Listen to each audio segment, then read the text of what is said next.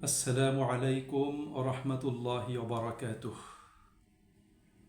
সুপ্রিয় ভাই এবং বোনেরা, আমরা পৃথিবীতে ছিলাম না, এটা যেমন সত্য। পৃথিবীতে আছি, এটা বাস্তবতা। আবার পৃথিবী থেকে আমরা চলে যাব, এটা চরম সত্য।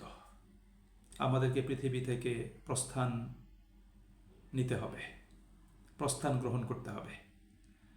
আমরা ইচ্ছে করে এই পৃথিবীতে কেউ থাকতে পারবো না, আমাদের প্রত্যেককে চলে যেতে হবে। আমাদের জীবনের কোনো যদি চরম সত্য বিষয় থাকে, সেটা হলো আমাদের পৃথিবী থেকে চলে যাওয়া, আমাদের জীবন অবসান ঘটা, আমাদের মৃত্যু হওয়া। এখন আল্লাহ রাব্বুল আলামিন কোরআনুল কারিমে এই মর্মে আল্লাহ পাক আমাদেরকে বলেছেন। যেমন আল্লাহ বলেছেন, কুল্লু নাফসিন যায়িকাতুল মাউত সুম্মা ইলাইনা তুরজাউন, যে প্রত্যেক জীব মাত্রই, মানুষ মাত্রই তাকে মৃত্যুর স্বাদ গ্রহণ করতে হবে, অতঃপর আমাদেরই কাছে তাকে ফিরে আসতে হবে। আল্লাহ বলেছেন, আইনামা তাকুনু ইউদরিকুমুল মাউত ওয়ালাউ কুনতুম ফি বুরুজিম মুশাইয়াদা, তুমি যেখানেই থাকো না কেন, এমনকি মজবুত দুর্গের মাঝেও যদি অবস্থান করো, মৃত্যু তোমাকে পাকড়াও করবেই।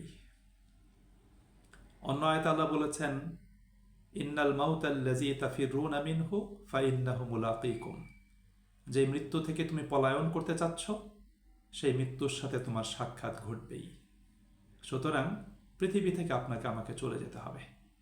নিজের শক্তি ক্ষমতা বলে, অর্থ সম্পদের দ্বারা, ক্ষমতার দ্বারা, অথবা মজবুত কোনো আপনার নিরাপত্তা বেষ্টনী তৈরি করেও পৃথিবীতে কোনো মানুষ নিজেকে ধরে রাখতে পারবে না, টিকে থাকতে পারবে না। মৃত্যুর কাছে তাকে হার মানতে হবে, তাকে প্রস্থান গ্রহণ করতে হবে। আল্লাহ রাব্বুল আলামিন এই প্রস্থান গ্রহণের ব্যাপারে আমাদেরকে একটু প্রস্তুতির কথা বলেছেন, যে প্রিপারেশন প্রস্তুতি নিয়ে আপনাকে প্রত্যাবর্তন করা, ফিরে যাওয়া। যেমন আল্লাহ বলেছেন, ওয়ালা তামুতুন্না ইল্লা ওয়া আনতুম মুসলিমুন, মুসলিম না হয়ে, আত্মসমর্পণ না করে তোমরা মৃত্যুবরণ করো না।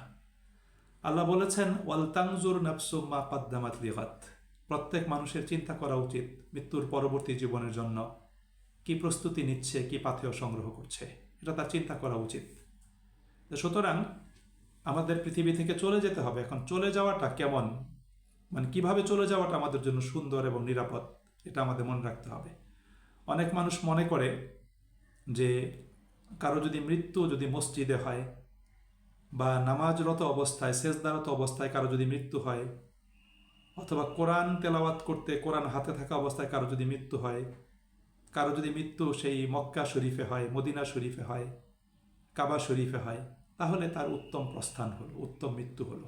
আসলে উত্তম প্রস্থান বা পৃথিবী থেকে চলে যাওয়ার জন্য এগুলি কিন্তু আসলে মানদণ্ড না। আপনি মসজিদে মৃত্যুবরণ করলে আপনার উত্তম প্রস্থান হলো, সেজদাতে মৃত্যুবরণ করলে উত্তম প্রস্থান হলো, বা মক্কা মদিনাতে মৃত্যুবরণ করলে উত্তম প্রস্থান হলো, বা আপনি কোরআন তেলাওয়াত করার সময় মৃত্যুবরণ হলে উত্তম প্রস্থান হলো। আসলে কিন্তু এটা শরীয়তের দৃষ্টিভঙ্গি থেকে এটা কিন্তু সঠিক নয়।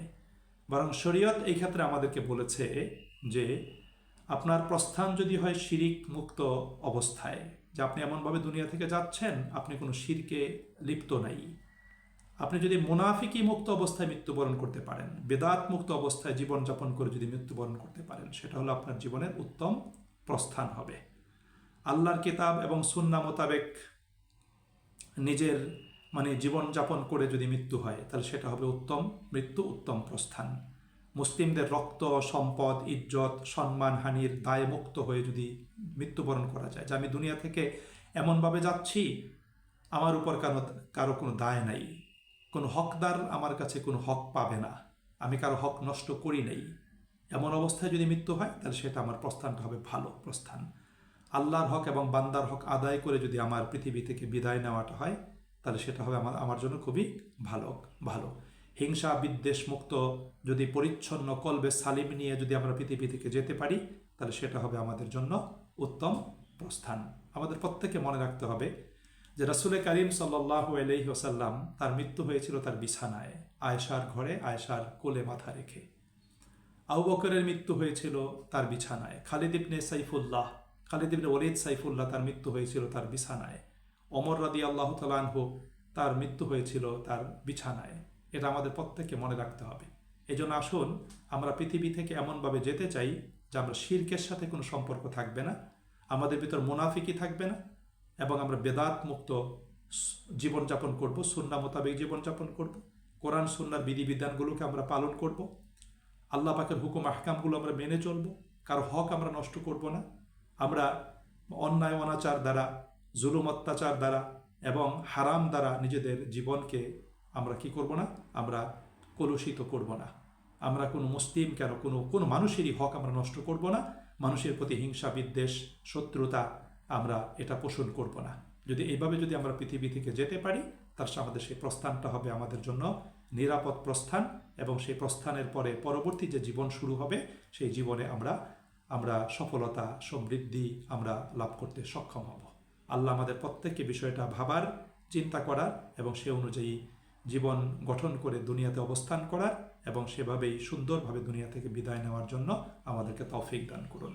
আসসালামু আলাইকুম ওয়া রাহমাতুল্লাহ।